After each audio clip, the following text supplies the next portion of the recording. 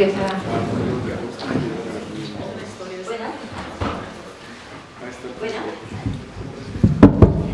Buenos días. Buenos días a todos. El grupo de seminarios, a petición de Dirección General, está organizando una serie de seminarios debido al 40 aniversario del CIO.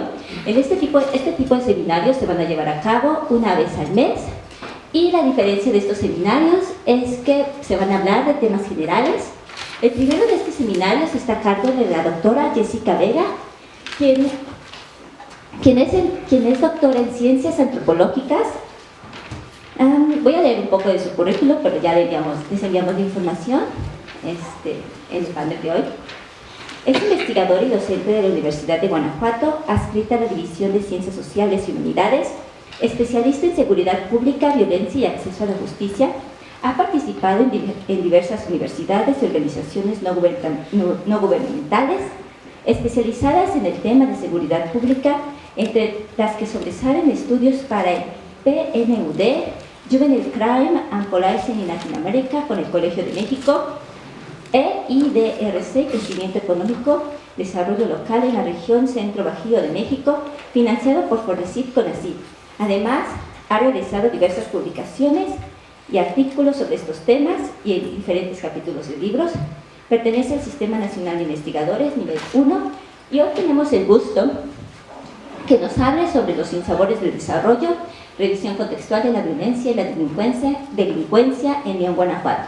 Y les pido por favor que le demos un gran aplauso a nuestra ponente.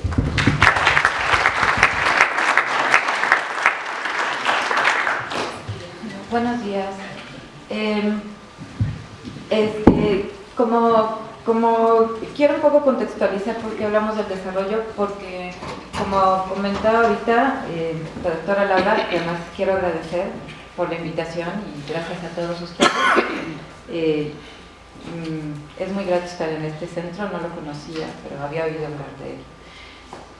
Entonces, nosotros en un cuerpo académico, que a lo mejor todos comprenden un poco de esto, para los que no entienden un poco de esto, es grupos de investigadores que nos reunimos en torno a determinados temas, y dentro del cuerpo en el cual yo me encuentro estamos trabajando el tema de desarrollo, y a partir de allí cada uno ha estado explorando la articulación del desarrollo con diferentes temas. Por eso el tema del desarrollo. Entonces, bueno, ¿qué ha sucedido? ¿Por qué yo entro a estos temas? Bueno, por diferentes razones como todos, pero una de las razones por las cuales me interesa mucho es porque se volvió un tema central. Es decir, a partir de los años 80, 90, este tema empezó a brincar. ¿Y por qué empezó a ocurrir esta situación, particularmente en América Latina? Porque el tema está articulado con la construcción de ciudadanía, es decir, la construcción de libertad, de ejercicio de derechos, y a partir de allí, ¿cuáles son las garantías que tenemos como ciudadanos? Entonces, por eso, este concepto se fue transformando. Al principio, como a lo mejor algunos de ustedes ya tienen conocimientos, si no les cuento un poco, se desarrollaron en América Latina una serie de dictaduras donde el tema central no eran los ciudadanos, eran los estados, es decir, estos grupos que representaban al poder político dentro de estas entidades y que impusieron un conjunto de condiciones. Y por ese motivo, al principio este tema estaba articulado al asunto de las élites políticas.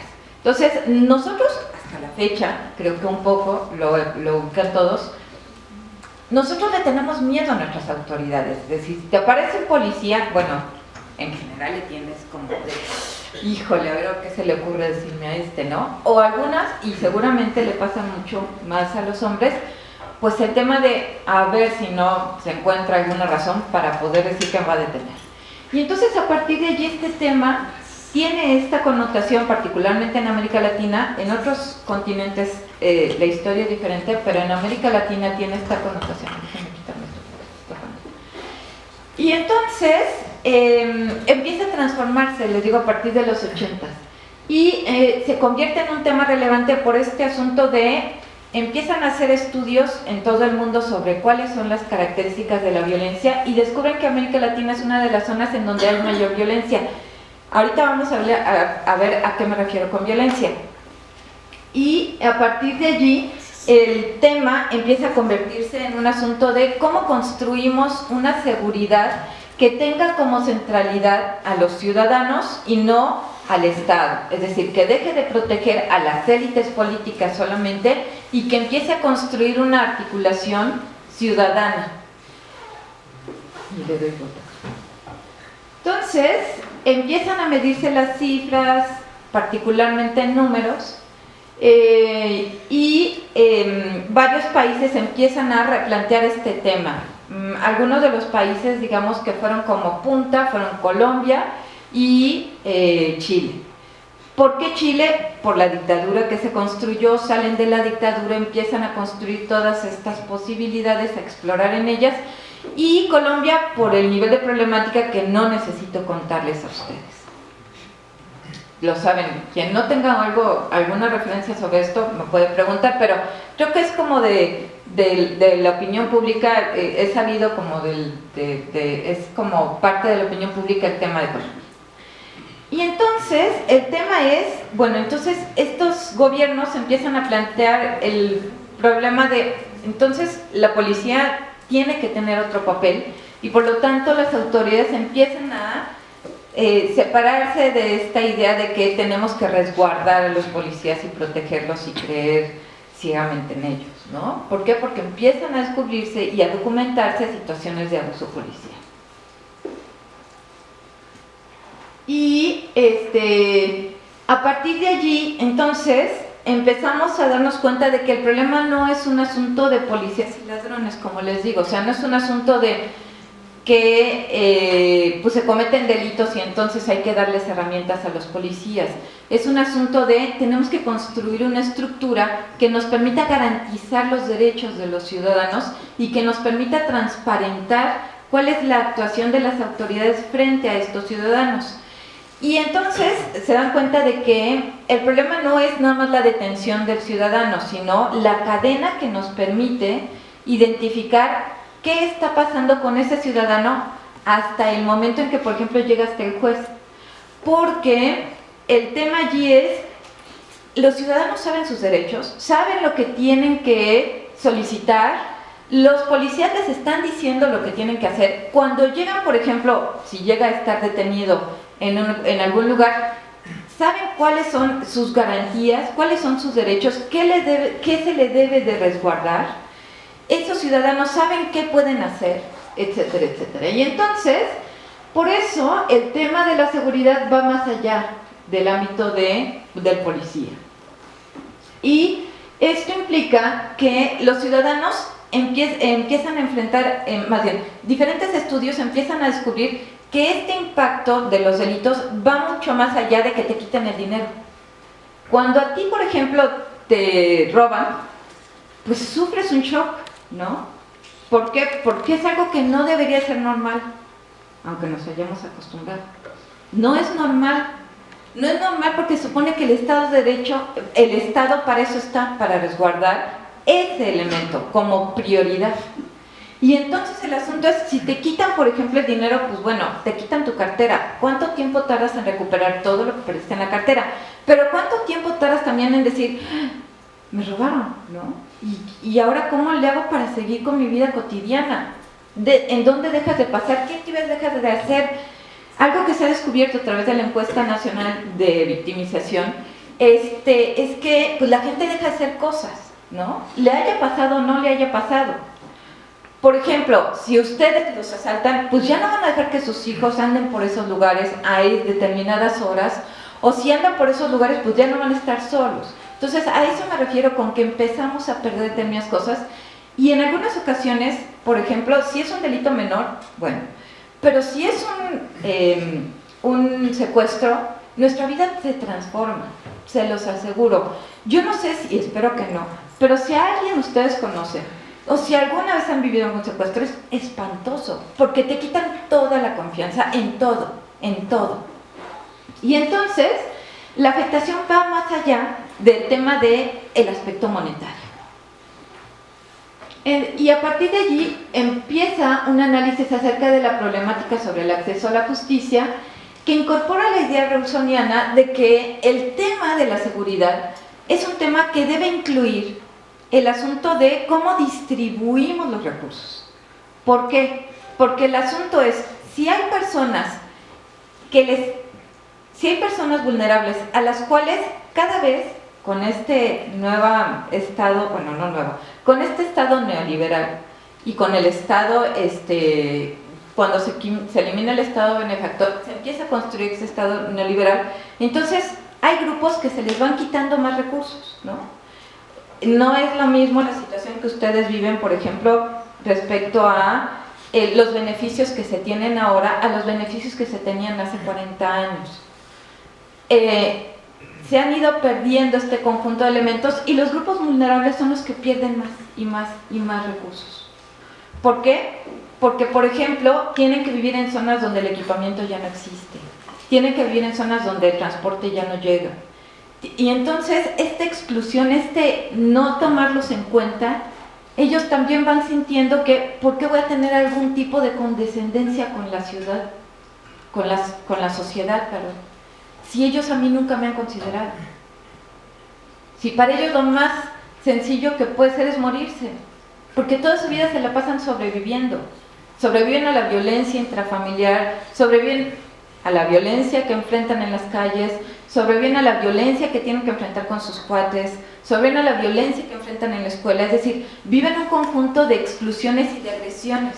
Entonces van sobreviviendo. Y frente a esta situación ellos dicen, ¿por qué voy a tener algún compromiso? A mí nadie me ha dado nada y nadie me ha considerado para nada. Y entonces a partir de allí lo que plantea Rawls es que este conjunto de elementos de la justicia tiene que concentrarse no solamente en el asunto de leyes justas, sino de un conjunto de entramado social que permita recuperar la construcción de sociedad para todos, no solamente para aquellos que somos ciudadanos reconocidos, que ejercemos nuestros derechos medianamente, porque en América Latina reconozcamos todos, ¿no? Esto todo es mediano, ¿no? Y a partir de allí, esta idea de Rawls plantea que la idea de la primacía de lo justo es un elemento esencial de lo que se ha llamado liberalismo político y desempeña un papel central en la versión de la justicia como equidad. Es decir, el tema es la justicia tiene que transformarse en equidad. ¿Qué significa equidad? Bueno, pues este asunto de todos tenemos que tener algún tipo de recurso que nos permita construirnos como ciudadanos. Y es un elemento complementario el poner atención en la manera en que emergen los conflictos, que ese es otro gran tema. Nosotros nos hemos centrado en el tema de más policías, mejores leyes, pero ¿cómo se construyen los conflictos? ¿En qué momento surge un conflicto? Cuando ustedes, por ejemplo, van en la calle, si en algún momento se enfrentan a alguna situación, pues de que alguien toma a mal algo, el asunto es ¿cómo fue que se construyó ese conflicto? ¿Por qué la otra persona y por qué nosotros creemos que tenemos la razón? Cuando en realidad lo que ha empezado a ocurrir es que nos hemos atomizado y la construcción de lo que es correcto se ha empezado a desarmar. ¿Por qué? Porque cada grupo considera un conjunto de códigos, pero eso no significa que todos tengamos los códigos iguales. Precisamente porque este asunto de la falta de equidad nos ha desarticulado y nos ha atomizado como grupos. La desconfianza, por ejemplo, hace que nos encerremos en clústeres habitacionales. La desconfianza hace que, por ejemplo, los espacios públicos ya no sean de acceso público todo el tiempo.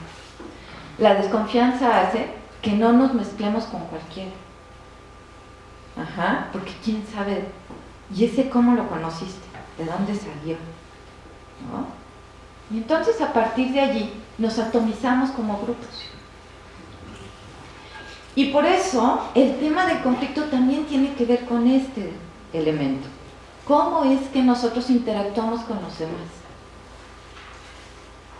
Y entonces a partir de allí se propone hacer un análisis de la delincuencia y la violencia desde una visión más amplia y compleja, que incluye los derechos, puesto que ante el aumento de los eventos, la pregunta es qué está sucediendo con el entramado de instituciones que están articulados al tema de violencia y delincuencia. ¿Por qué nos centramos en Guanajuato? Pues por el tema de que es un estado que se transformó muy rápido de ser una zona agrícola con altos niveles de marginación, ¡pum!, ¿no? Se convirtió como en el punto de crecimiento del país y, como les digo, estuvo en este proceso de sigue en este proceso de transformación, aunque lo vemos menos, pero lo continúa. Evaluaremos un conjunto de leyes y lo complementamos con las reformas en materia de seguridad pública a nivel estatal en el periodo 2000-2019. ¿Por qué este periodo? Porque es el periodo de crecimiento de Guanajuato. Utilizamos como método el Rule of Law, es un índice que es una herramienta para monitorear la salud institucional del país y su principal limitación es que está diseñada para el ámbito nacional, entonces tratamos de adaptarla a nivel estatal y lo digo como... hablo colectivo por esto que les comento de que trabajamos en grupos. Estos son los factores que lo constituyen: límites al poder, existencia de leyes, evidencia de seguridad, apertura de gobierno, justicia criminal efectiva y justicia informal. ¿Qué se refiere con justicia informal? Pues cómo solucionamos nuestros conflictos y cuáles son los recursos que tenemos para enfrentar esos conflictos que vivimos. Entonces, a partir de allí descubrimos, y voy a hablar como de nivel estatal para luego bajar al municipio, descubrimos que Guanajuato respeta la independencia y autonomía de las instituciones en general, aunque tenemos un tema con el fiscal en la actualidad porque ha pasado ya por 3 periodos, y el tema es, pues, así como que ustedes digan, híjole, qué efectivo ha sido en el combate a la seguridad y a la violencia y la delincuencia, pues a menos que alguien tenga cifras diferentes, y que nos dé, ahora sí que yo tengo otras cifras, a menos que alguien diga yo tengo otras cifras, no creo que alguien pueda decir que Guanajuato es el lugar más seguro del país, ¿no? Bueno, ¿qué ha sucedido? Fíjense, es un tema interesante porque lo que ha pasado en Guanajuato es que si bien ha aumentado el tema de la violencia y la delincuencia, tenemos una disminución en el nivel de impunidad. Y entonces allí tenemos algo que explorar nosotros, digo nosotros como investigadores, yo con mi grupo, pero el tema es, bajaron los niveles de impunidad. ¿Qué significa la impunidad? Que antes se detenían a menos, se supone que ahora se detienen a más. Y entonces bajó la impunidad de 98 a 70, bueno, a 71, ¿no?, para ser precisos. Y la corrupción también disminuyó. Algo que descubrimos en esta investigación, porque hicimos una investigación en 2 grandes periodos, que fue el periodo de Oliva y el periodo de Márquez, ¿no? O sea, de los gobernadores. Y entonces, durante el periodo de Oliva, lo que descubrimos es que había niveles de corrupción, y ¿saben dónde pegaba más? En la educación. Es decir, había mayor asunto de, se le daba mayor prebenda a la gente que pues tenía como ciertas articulaciones, ciertas amistades, etcétera.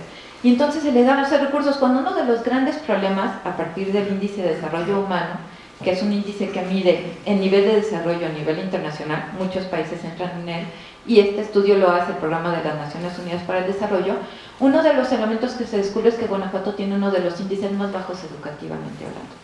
O sea, estamos casi solamente arriba de Chiapas, Oaxaca y a veces de Veracruz, ¿no? Que son los que están hasta abajo.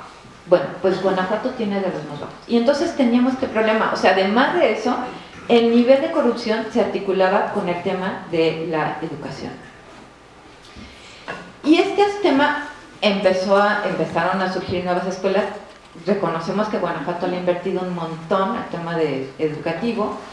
Y pues bueno, ha tenido estos altibajos en este tema, y para el 2017 bajó a la segunda posición. En realidad más bien subió, no bajó. Se puede decir que subió a la segunda posición, y entonces solamente está Querétaro con niveles muy bajos de corrupción, y el que le sigue es Guanajuato. Ajá. Fíjense, en 2010 se mantiene en el promedio nacional, que además eso es importante entenderlo dentro de un país que es identificado como de los más altos en nivel de corrupción, ¿no? Y bajó hasta el nivel de 13.2.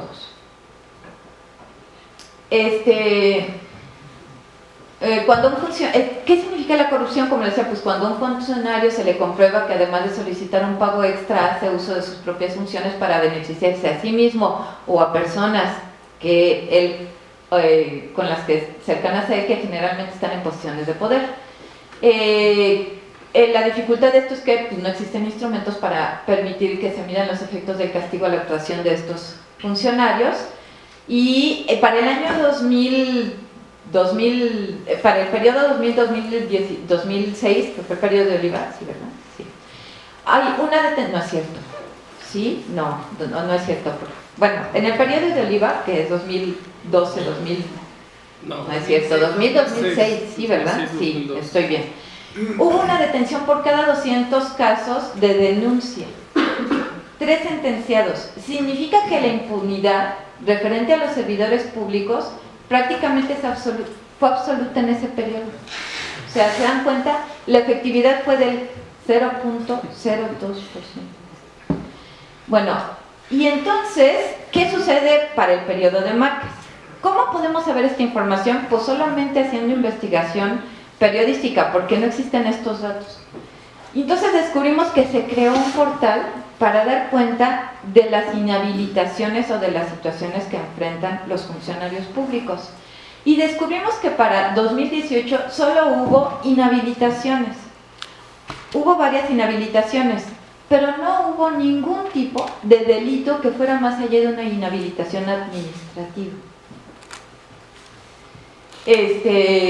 Lo cual significan dos cosas: que o los funcionarios entendieron que tienen que rendir cuentas, o que ahora se cuidan más porque saben que pueden ser detenidos, ¿no? Y por eso se lo...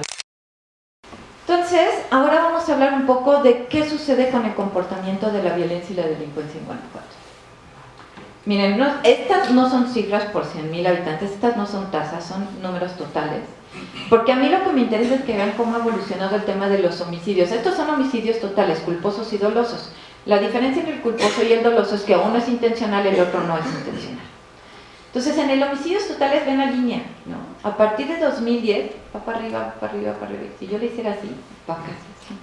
Es decir, ha habido un crecimiento exponencial de los homicidios en Guanajuato.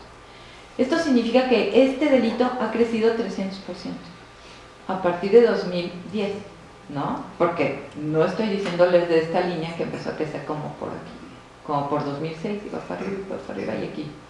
Y luego en 2016 bajó, pero en 2017 ¡pum!, va para arriba y sigue. 2019 hasta ahorita es considerado el año más violento para Guanajuato, digo a nivel nacional, pero particularmente para Guanajuato. Estos son los homicidios dolosos, estos son aquellos homicidios intencionales. Entonces vean lo que sucede, ¿no? Si bien las cifras son menores que la anterior, que esta de 4.000 homicidios, vean la cantidad de homicidios dolosos, vean el comportamiento de la gráfica, ¿no? Y estos son los robos. Otra vez volvemos a encontrar que, si bien no ha tenido un comportamiento de esta manera igual, pero vean cómo si nosotros hacemos el corte en el punto más crítico, que fue 2008-2009, empecé a tener estas caídas, estos altibajos, pero vean, o sea, de aquí a acá podremos hacerle así, y vean el nivel de robos que se ha desarrollado. Estos son robos totales, ¿no? Aquí no estoy haciendo distinción entre robos a casa, robo a negocio, robo a auto, no, estos son todos, ¿no? Y aquí no estoy haciendo la distinción entre robos violentos y robos no violentos. ¿Qué significa un robo no violento? En los dos son violentos. La diferencia es que el robo no violento es que tú no estás, no te agreden, ¿no? Y un robo violento es, pues, de alguna manera sufres algún tipo de agresión. ¿Me explico? Si alguien no entiende esta distinción, me dicen, por favor. Y esta es la evolución del robo de autos, que es el delito más preciso, es el robo de autos. Entonces vean cómo a partir de 2016 otra vez tenemos este gran tema, ¿no? Va para arriba. Empieza a controlarse un poco, hay caídas en los años electorales. 2011 tenemos ¡pum!, cae, ¿no? 2011, que son las elecciones, y luego vuelve a subir aquí. En 2016 hay algo que nadie entiende todavía y que se sigue estudiando, ¿por qué cayeron? Nadie sabe. O sea, no fue por un asunto de combate, no, nadie sabe con presión qué pasó. Seguimos explorando por qué. Pero fíjense, 2018 va para arriba, ¿no? Y como les digo, esta caída tiene que ver con el año electoral. Pero en realidad no. O sea, igual que aquí de que se dio la baja en 2011 y luego, ¡ay!, mágicamente empezó a subir. Lo mismo va a pasar aquí, ¿no? Mágicamente empezó a subir y van a ver lo que va a pasar a finales de 2019. Digo, este estudio lo detuvimos, pero las cifras ya salieron, ¿no? Entonces voy de regreso para la que estábamos. Y luego vean lo que sucede con la violencia hacia las mujeres. Vean cómo para 2015 otra vez tenemos esta subida. Bueno, pues 2019 se ha registrado como el año con mayor violencia hacia las mujeres. ¿Por qué las mujeres? ¿Por qué es importante ese tema? Porque las mujeres se han convertido como en este botín de los grupos de delincuencia organizada. Yo no sé si ustedes llegaron a ver hace como 2 o 3 meses qué sucedió en Celaya, no, ¿cómo se llama? En Salvatierra, siempre se me va. En Salvatierra estaban unas chicas en un puesto de hamburguesas. Y entonces de repente, en la noche, llegan un grupo de cuates y se las llevan. Tan tranquilo todo el mundo. Y entonces algo que refleja eso es, las mujeres se están convirtiendo en botín de estos grupos. Eso no es novedoso, también sucedió en Ciudad Juárez, pero está empezando a pasar en Guanajuato. Y por eso es tan preocupante este asunto de la violencia contra las mujeres, porque si afectas a una mujer, afectas a la familia, afectas a los hijos, es decir, las mujeres son como el núcleo de la familia, las desarticulas. Y también eso lo están descubriendo los grupos de delincuencia organizada. O sea, si los chavos, por ejemplo, les dicen, no, pues yo no quiero ser parte de este grupo, sí, pues no van por ellos. ¿Por qué? Porque ellos la verdad es que son lo de menos, se van contra la familia. Porque entonces si le quitas a la mamá, si le quitas ese núcleo familiar de apoyo, el chavo se va a sentir total y absolutamente indefenso. Y eso es algo que han descubierto los grupos de la delincuencia organizada. Yo ahorita voy a hablar un poco sobre cuáles son las repercusiones de la violencia. No es el asunto nada de que maten a la gente. O sea, tiene repercusiones muy fuertes a nivel social. Y entonces estos son los delitos de alto impacto. Miren, las extorsiones empezaron a crecer muchísimo. Pero, ¿por qué empezaron a crecer? Seguramente han visto alguna campaña que se desarrolló en Guanajuato de si te llaman, es más, hasta sacaron un lema de que si te llaman y no sé qué, cuélgale, no me acuerdo cómo va la cancioncita. Pero, ¿por qué se desarrolló esto? Porque la gente le creía a los que llamaban y le decía, ya tengo a su hijo, ¿no? O tengo a su mamá. Y entonces, a partir de allí, no era cierto, pero la gente se lo cree. ¿Por qué? Porque además Guanajuato, en este proceso de sinsabores del desarrollo, pues antes no era atractivo para la delincuencia, porque era un estado con poco nivel de crecimiento. Pero en la medida en que llegaron estas empresas, junto a la inversión legal, pues llegó junto al crecimiento legal y junto al crecimiento económico legal, llegó el crecimiento económico y legal, es decir, toda la delincuencia empezó a ver a Guanajuato como un lugar atractivo, pues porque llegaron los orientales, porque llegaron los alemanes, o sea, pues claro, es de sentido común, ¿no? Bueno, yo digo. Y entonces, a partir de esta problemática, el tema es que estos grupos se instalan aquí. Hace unos 2 años, si ustedes no, yo lo tengo muy claro, hubo un secuestro en San Miguel de Allende y entonces descubrieron que esta banda no era nacional, era internacional, había un chileno metido en esa banda, ¿no? Entonces lo que quiero decir es que no solamente es atractivo para los grupos nacionales, también para los grupos internacionales, legales e ilegales. Y a partir de esta problemática es entendible por qué la gente creía en las extorsiones, porque antes nadie les llamaba para decirle tengo a tu hijo, ¿no? O tengo a tu mamá, o tengo a tu papá, nadie. Y de repente que te lo digan, por eso son esos shocks a los que me refiero, ¿no? Como es ese momento en el que ¡pum! ¿Qué hago? ¿Le creo o no le creo?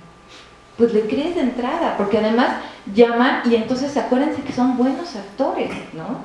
Sus voces las imitan y así de ¡qué miedo! Y si caíste, caíste. Por eso esos niveles. Y se desarrolló esta campaña tarde, como generalmente ocurre, pero se desarrolló y entonces a partir de ahí hubo una caída dramática. Ahora, esta caída dramática también puede tener 2 factores, que efectivamente, mediáticamente ya ha sido efectiva la campaña, pero también que la gente ya no denuncia, porque no confía en las autoridades. Por eso les digo que este asunto de la impunidad, de que ahora detienen más, quién sabe qué tan real sea. Por el tema de, pues quién sabe qué tanto creemos en las autoridades. Ajá.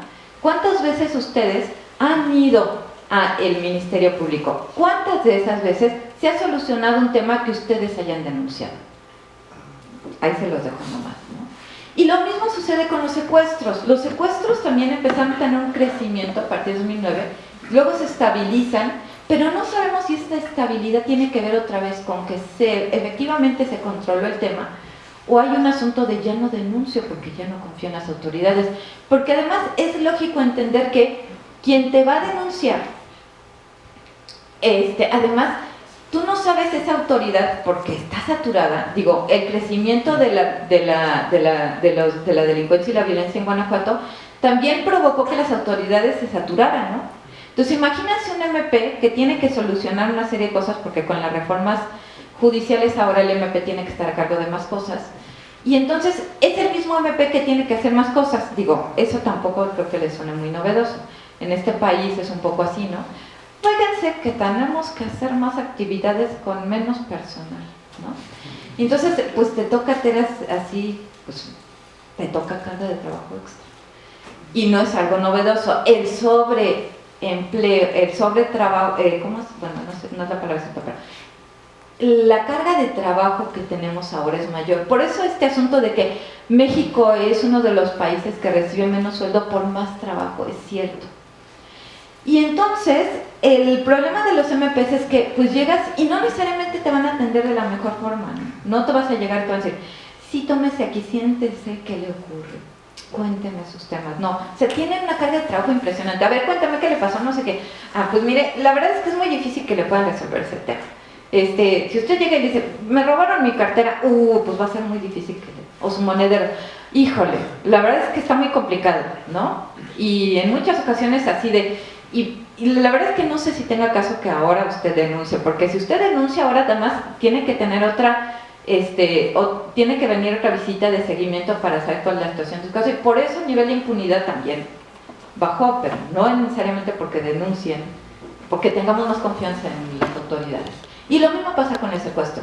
Y además es un delito de alto impacto, como les decía. Entonces, ¿quién, sabiendo que, por ejemplo, los grupos de delincuencia en muchas ocasiones saben lo que uno hace, o por lo menos uno lo supone así, porque se siente vigilado después de un secuestro todo el tiempo? Y hay gente que no supera eso en toda su vida. Entonces, el tema es, yo voy a ir a denunciar ante una autoridad que no sé si sea confiable. Entonces, por eso estos delitos son tan preocupantes. Y por eso se le llama delitos de alto impacto junto con los homicidios. Y vean lo que pasa, porque es lo interesante, porque acá si se dan cuenta, parecería que baja, pero vean lo que está pasando con el secuestro, ¿no? Empezó a tener esta subida, baja, otra vez, y vean lo que es en 2019, va para arriba otra vez.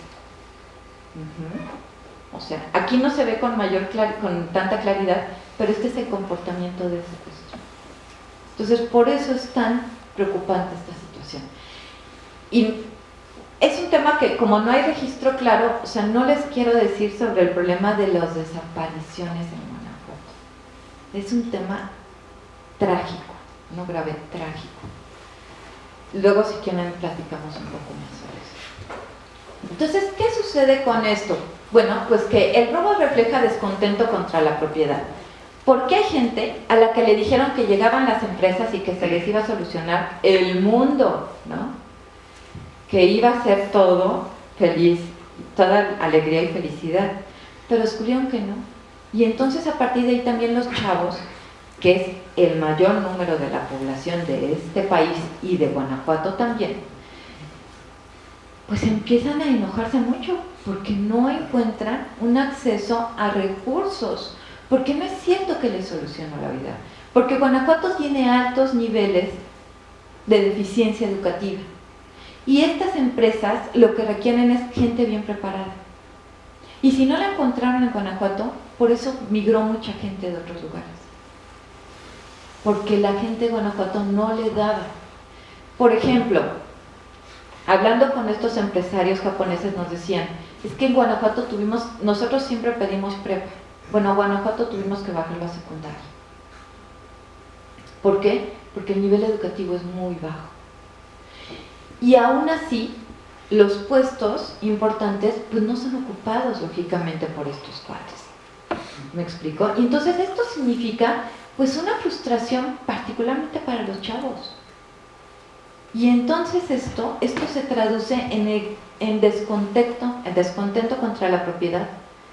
Y entonces, ¿qué es lo que hacen? Pues dedicarse a actividades ilegales. Por eso la delincuencia organizada los ha captado tan fácilmente, por su bajo nivel educativo, que significa que no articulan el nivel de riesgo con el que se meten, y por el nivel de descontento que tienen, que tiene que ver con lo que les decía. Esto es resultado de la falta de equidad, de los altos niveles de desigualdad. Y tenemos limitaciones para buscar soluciones pacíficas. Es cierto, o sea, y vean ustedes, sí, o sea, con los niños, ¿no? En las primarias, es evidente también. Pero es que llegó y me dijo, y entonces me pegó. ¿Y nosotros cómo solucionamos eso si no tenemos recursos para saber cómo solucionar eso? Pues pégale, ¿no? En vez de construir articulaciones de otro tipo, en vez de empezar a buscar otras formas, van a decir, pues que el otro no entiende. No, yo no estoy diciendo que el otro tenga la razón, pero tampoco sé si el asunto de la violencia, respondiendo violencia con violencia, vamos a solucionar los problemas. Más bien, está comprobado que esa no es una forma de solucionar los problemas, ¿no? Colombia lo tuvo muy claro y empezó a crear toda una serie de leyes de amnistía para estos grupos que, aún con todo lo que pasó, tienen la posibilidad de ser perdonados. Bueno, pues a eso me refiero. La violencia no va a solucionar los conflictos. Y a partir de ahí se empiezan a construir otras opciones. Y yo no quiero decirles cuál es la mejor. En Colombia empiezan ya a haber respuestas sobre esto. Pero lo que sí puedo decirles es que nosotros no sabemos cómo solucionar los conflictos de una manera pacífica, porque no nos enseñaron, porque crecimos en sistemas autoritarios derivados de las herencias de las dictaduras que se vivieron en América Latina. Nosotros somos sujetos atravesados por la violencia, porque hubo violencia en nosotros casi desde que nacimos, porque nuestros padres generalmente fueron muy autoritarios con nosotros porque así crecieron ellos. Tampoco yo quiero decir que sea su culpa, es que ellos crecieron así. ¿No entiendes? ¡Pum! Asunto arreglado. No hay una construcción de diálogo, no hay una construcción de reflexión, no. O sea, las soluciones son así, ¿no?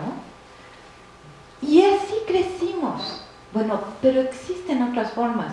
¿Cómo las construimos como ciudadanos? Y yo no quiero decir que sea su culpa. Como ciudadanos en todos los países de América Latina.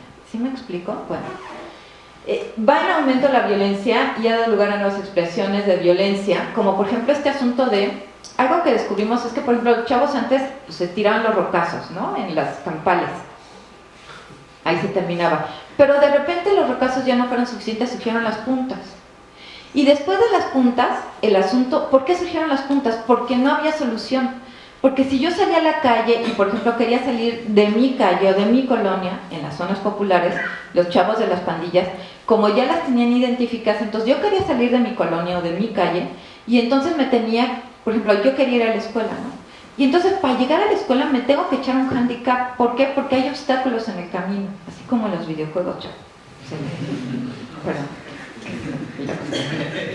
Y entonces, te encuentras con obstáculos. Porque las pandillas que te encuentras en el camino, te las tienes que enfrentar y ya no vas con tus cuates, ya vas solo. Y entonces tienes que encontrar formas de solucionar el conflicto. Y entonces empiezan a surgir las puntas. Pero también después de esta situación, como les digo, empezaron a surgir el tema de ya no, los conflictos empiezan a escalar cada vez más, ¿no? Y entonces tenemos problemas con la familia, con la novia, que pues la novia es del otro grupo y entonces no quieren que yo sea novia de bla bla bla, y entonces empiezan a surgir estos conflictos. Y desarrollado de ello va escalando esta violencia porque no solucionamos los conflictos, porque la violencia da lugar a nuevas formas de violencia. Y entonces hay chavos que terminan quemados en autos, hay chavos que terminan muertos con arma de fuego, y por eso las campales no es que hayan disminuido porque se hicieron buena onda, no, es que disminuyeron porque ahora saben, así como dice la canción, que se juegan la vida, ¿no? Se juegan la vida en cada campal, porque han surgido las armas de fuego. Y entonces por eso vemos la situación de que cada vez más chavos son reportados como muertos en estas zonas. Y las mujeres no solo son violentadas en los espacios privados, o sea, antes era un asunto de violencia intrafamiliar, que ya sabemos que nadie comenta, o es muy difícil, porque además, ¿cómo va a decir un hombre o una mujer, sí, yo le pego a mi mujer, o a mí me pega a mi esposo? No, pues no, a nadie le gusta decir eso, porque es ponerte en una situación absoluta de vulnerabilidad, ¿no? De indefensión, porque lo primero que te van a decir, pues salte. Sí, eso suena muy fácil, pero hay una complejidad detrás de todo esto. Una de las principales en Guanajuato es el asunto de, esa es la cruz que te tocó cargar, ¿no? Pero, y sí, y eso significa que la mamá tampoco te va a apoyar porque así le fue. ¿Me explico? O sea, es una herencia. Por eso no es tan fácil que alguien le diga a otra, pues salte, ¿por qué? No es bueno para ti. Sí, eso suena muy fácil. Y no solamente son violentados en los espacios privados, también en los espacios públicos, ¿no? Ha aumentado el acoso, ha aumentado la violencia, como les decía. Por eso este tema es tan importante. Y eso significa que las mujeres han perdido libertades. Lo que importa es poner en el centro al individuo. Se deben ubicar los factores que limitan su acceso a la justicia en nuestra región. Uno de los más relevantes es la condición de desigualdad, ya que en nuestra región es la más desigual del mundo. Vean, este es de 2009, digo, es el que tenía como a la mano. Vean, son los niveles, entre más esté cercano al 1, es menos desigual, entre más lejano esté del 1, es más desigual. Bueno, pues América Latina es la región más desigual del mundo. Vean África, África es la más pobre, pero no la más desigual.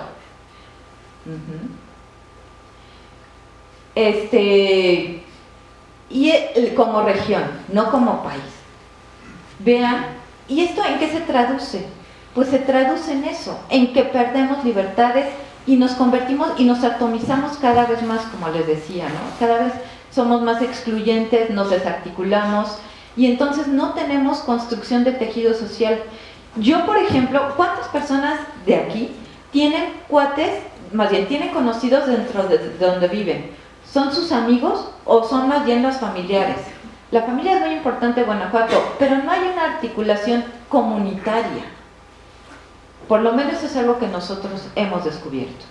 No tienes confianza con tu vecino, no te articulas con los vecinos, te centras en la familia.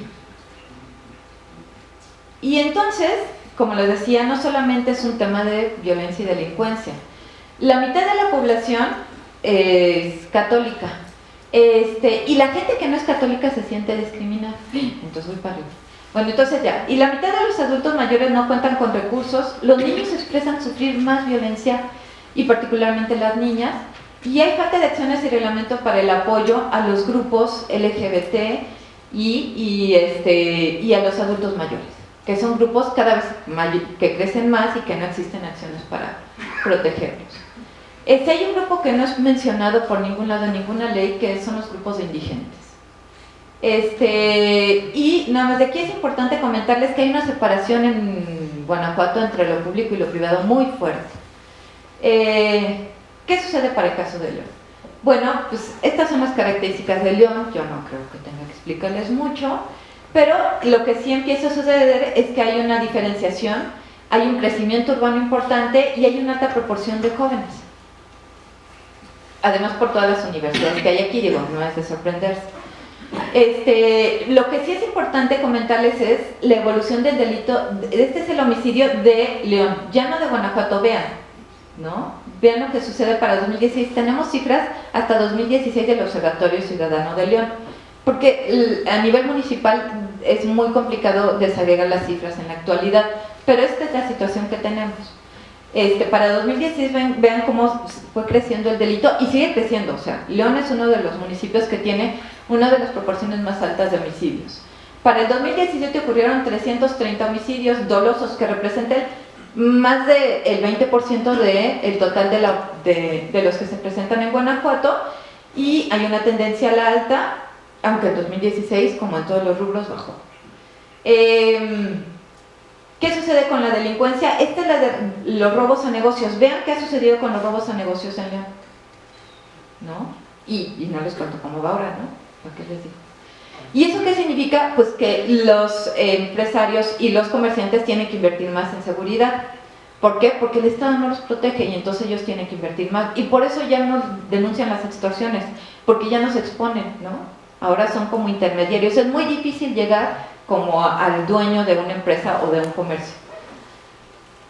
En el marco estatal se reporta que en el año 17 el 53.36% de los robos a negocios ocurridos en estados se suscitan en León.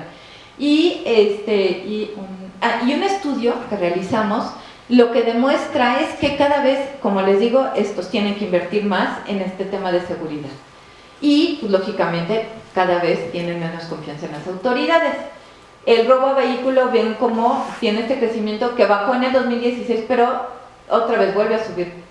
Y esto pasa con el robo a casa, ¿no? Y está subiendo. En diciembre salieron noticias sobre el nivel de crecimiento del robo a casa habitación. Vean las violaciones hacia las mujeres. Otra vez, vean cómo van para arriba, ¿no? 2010 se vuelve a bajar, pero otra vez va para arriba. Y eso, y no les cuento del feminicidio. Entonces, hicimos un estudio entre los jóvenes, ¿y qué fue lo que descubrimos esto entre 2012 y 2014? Lo que descubrimos fue que, pues, la familia era un elemento importante, porque la familia ya no puede contener el nivel de violencia, porque está articulado a redes, como les digo, nacionales e internacionales de delincuencia organizada. Entonces, pues los chavos ya no les permite como tener ese soporte de la familia, se requieren otras cosas. Algo que yo insisto es que Guanajuato dejó de ser ese lugar donde la religión y la familia era la solución de todo. Se necesitan otras cosas. En algunos barrios hay zonas identificadas como peligrosas y tienen mayor probabilidad de ser víctima de delito o de violencia. Quien enfrenta mayores situaciones de violencia son los hombres, eso está totalmente reconocido. Pero también es el tema de que también se convierten fácilmente en victimizadores. Y entonces, el tema de esto es que entre más chavitos sean los hombres, más fácilmente son víctimas. Y lógicamente, más fácil se convierten en victimarios, ¿no? Por esta situación que les digo, que aprenden estas formas y interacciones de la violencia. Y la ciudad cuenta con pocas zonas para recreación y los jóvenes ocupan las calles para distraerse, sobre todo en las zonas populares. ¿Por qué? Porque la casa tiene un alto nivel de hacinamiento.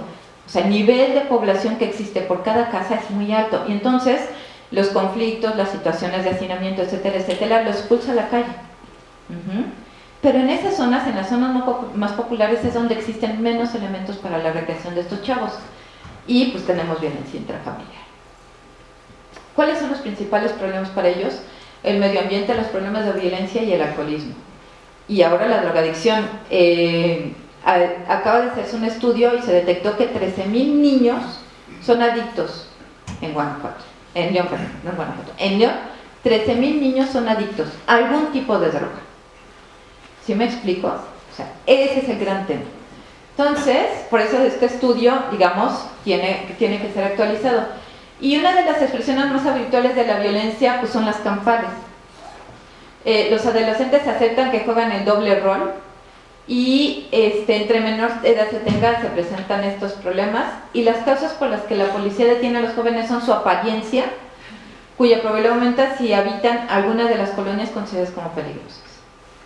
Y entonces, ¿qué? Ya para terminar, producción y reproducción de la desigualdad, y se cuenta con menos recursos. Quien cuenta con menos recursos más bien paga más alto la justicia, y son más señalados y más perseguidos aquellos grupos que tienen menos recursos. O sea, la pobreza y particularmente los jóvenes de estas zonas son los más perseguidos y los más señalados. Y con esto concluyo. Muchas gracias.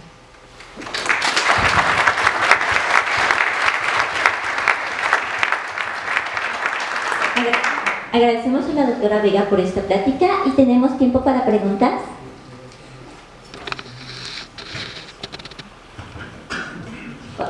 Ahora voy allá.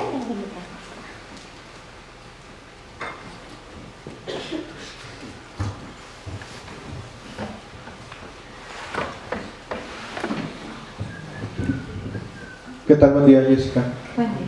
Oye, bueno, dentro de lo que mencionabas de las empresas que llegan y que piden un personal pues especializado, capacitado, yo hace mucho tiempo cuando veía que las empresas empezaban a llegar a Guanajuato, pues todas necesitan un estudio de impacto ambiental.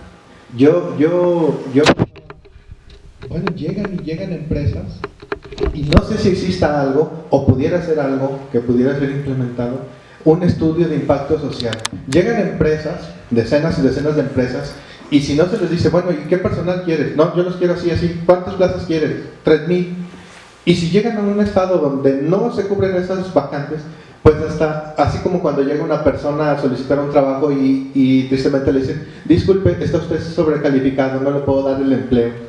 Algo similar, no sé si exista algo así, y que lleguen las empresas y que así se les diga, no te puedes instalar aquí porque no tengo cómo abastecer el personal que necesitas, y eso te va a generar traer a otras personas, pero sí vas a llegar a consumir los recursos que después le van a faltar a otros y van a generar esas desigualdades, esas violencias.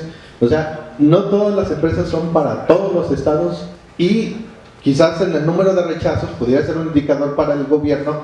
Si le mira, ya te rechacé 10,000 millones de pesos en inversión y es porque no haces lo que te corresponde. No. No hay un nivel de impacto social, no hay una medición. La razón por la que llegan a Guanajuato son, digamos, hay dos grandes factores.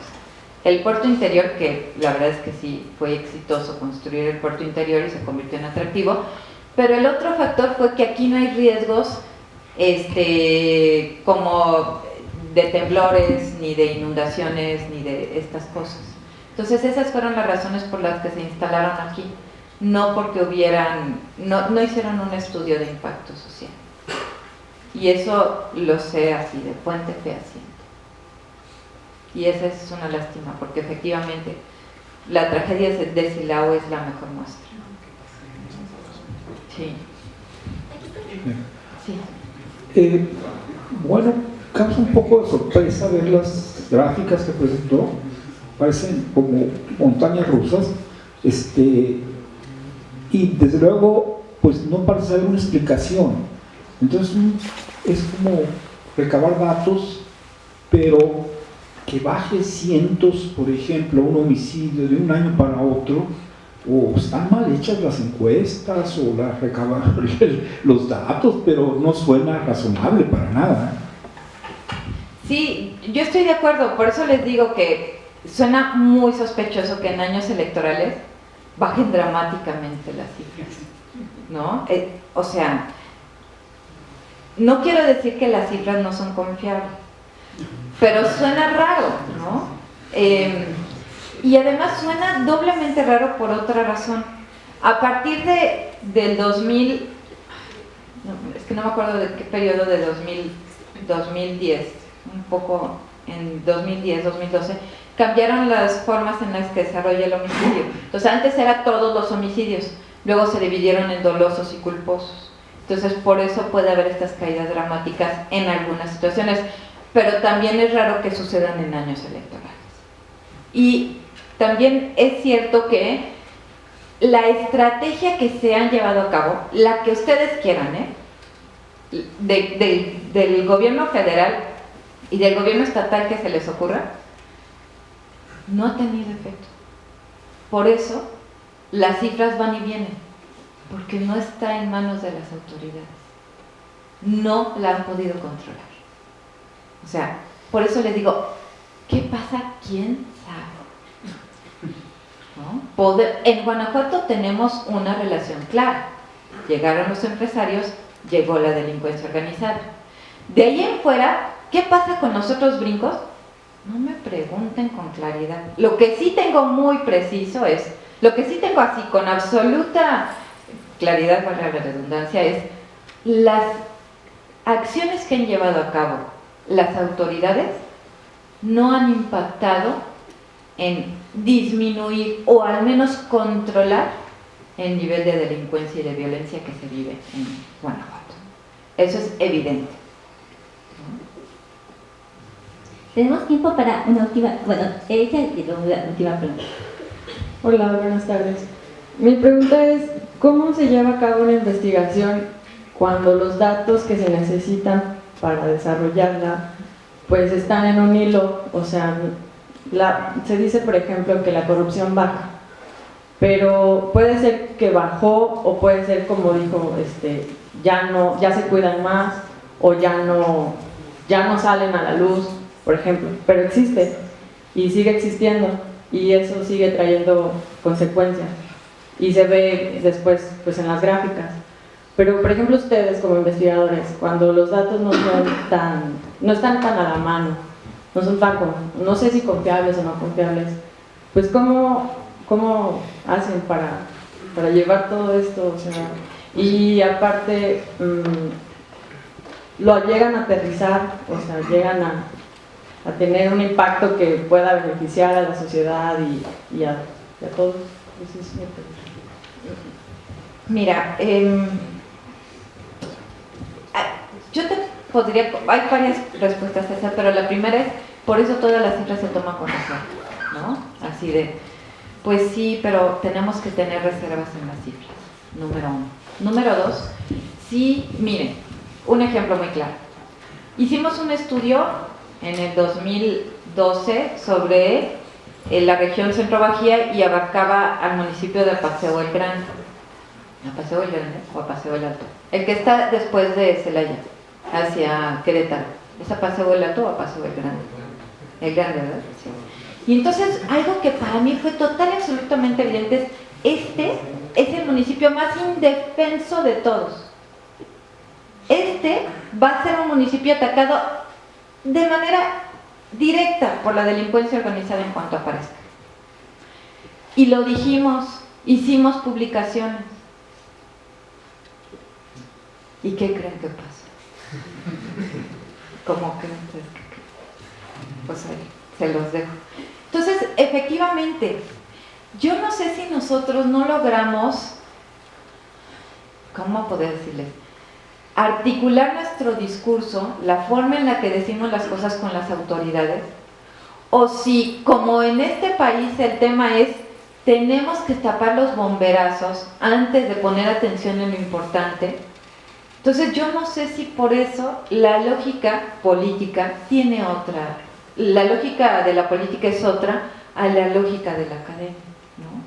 Entonces también yo ahí reconozco que a lo mejor somos nosotros los que no podemos hacerles entender a las autoridades de esto es muy, pero muy peligroso, ¿no? Hay que poner atención en eso, porque en medio hay vidas. Una mala política de seguridad pública es una política que le cuesta no solamente al Estado en el sentido de la pérdida económica y de la pérdida de confianza. Es un asunto que nos cuesta vidas, es un asunto de salud. Por ejemplo, en Brasil se dieron cuenta de que la violencia tenía que ser tratada como un problema no solamente social, sino también médico. Porque es un asunto de salud, porque nos quita esperanza de vida.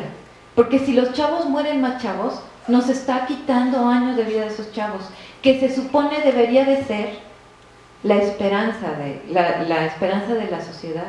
Son el futuro de una sociedad. Y se están muriendo cada vez más chavos. Y se están muriendo cada vez más dramáticamente. Eso es lo preocupante. Acabamos de tener un artículo en el que dice así. Ojalá y alguien lo escuche. Porque, pues sí, es complicado. Hola, he escuchado varias premisas y varias tesis, ¿sí? Y yo creo que desde la academia tenemos la obligación de revisar todas las premisas y todas las tesis que se están vertiendo ante un problema tan grave, ¿sí? Creo que no se está haciendo, ¿sí? No se está haciendo el proceso de razonar cada una de ellas, ¿sí? Hay muchas cosas tendenciosas, ¿sí? Se queda la impresión de que la pobreza es la culpable o el neoliberalismo, o las empresas, o ciertas cosas, ¿no? Cuando nosotros lanzamos una premisa de ese tipo, ¿sí? Nosotros deberíamos de tratar desde la academia, ¿sí? De buscar los datos para confirmarla o para rechazarla, ¿sí? En el caso de la pobreza, a mí me llama la atención de que nuestros abuelos vivían en un país más pobre que el que tenemos actualmente, ¿sí? Y sin embargo tenían una violencia mínima, ¿sí? ¿Sí? Y entonces se me dicen que la pobreza ahora es el factor, ¿sí? Entonces, ¿cuál era el factor que cambió? ¿Sí? No, es que hubo más pobreza, venimos de un lugar donde veníamos más pobres, ¿sí? Nuestros abuelos, ¿sí? Nuestros abuelos nos enseñaban. Yo creo que la parte cultural pudiéramos estar analizando en cómo el individuo, ¿sí? Tiene su cultura, ¿sí? El hecho de que sea pobre no significa que puedas ir a romper, o que puedas ir a robar, o que puedas eso.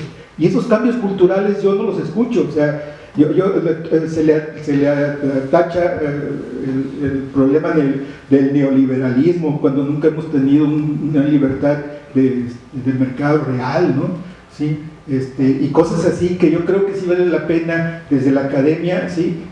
Sacar datos, y siento que es muy difícil, pero de todas maneras intentar al menos exponer todas las premisas que están dentro, ¿sí? Y no irse nada más con unas, porque si no, pues se termina tendencioso a las soluciones y no se resuelve. No, por eso yo planteaba el tema de que no es la pobreza, es la desigualdad. Y eso está comprobado ya, científicamente, para el caso de América Latina. La segunda es, como les decía, este tema de que los problemas se solucionan con golpes es parte de esa herencia. Y a eso me refería con, tenemos que encontrar otras formas como sociedad. Yo no estoy diciendo que esa sea la solución a todos los problemas. Todos los actores les toca una parte, al Estado una parte, a las instituciones del Estado, a nosotros como sociedad, y por eso planteaba que efectivamente antes Guanajuato podía solucionar los temas a partir de la familia y la religión, y por eso creo que tenemos que en la actualidad pensar en otras estrategias. O sea, han cambiado esos factores que caracterizaban a la cultura guanajuatense y que permitían responder a los problemas, pero en la actualidad esa ya no es una respuesta. Y tenemos que trabajar en otras opciones. Yo no tengo la respuesta así toda. Puedo platicarles sobre cuáles son las opciones, pero no existe como la varita mágica que solucione el problema. Y algo muy importante, y creo que es importante plantear esto: un país que entra en estas escaladas de violencia no lo va a solucionar en la noche a la mañana. O sea, no es que llegue alguien y diga, mañana soluciona todo, no. Como entramos en estas escaladas de violencia, tenemos que ir empezando a contener para empezar las violencias. Para empezar. Un país se tarda al menos 10 años en salir de este nivel de violencia en el que nosotros vivimos. Así de simple. No hay una solución inmediata. Pero lo que sí es importante es, o empezamos a trabajar ahorita, o nos vamos a tardar más. ¿Por qué? Porque la violencia cada vez desarticula más a la sociedad. Entonces, o lo empezamos ahorita, o nos tardamos más. Bueno, le agradecemos a la doctora Vega por su plática.